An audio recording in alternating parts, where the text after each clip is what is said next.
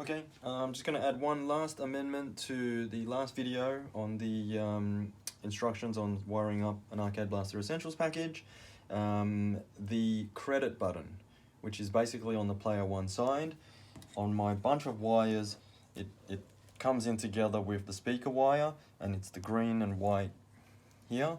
Generally, you're going to need this for arcade games because you need to insert coins, so technically that's what it is. And the second thing that you need it for is you need it for exiting games. So for example, using the same game, we press the start button to enter the game. I'm just going to wire this up as the credit button.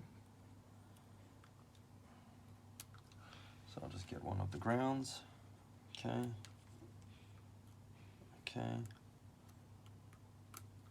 So to get out of a game in the Arcade Blaster, you hold down the player one and the credit at the same time, and that comes back to the menu. Hold down the credit button here, that comes back to the main menu, and player one goes forward, and vice versa. So the credit line, the credit pin is bunched in together with the speaker's wires, and it's the green and white. Okay.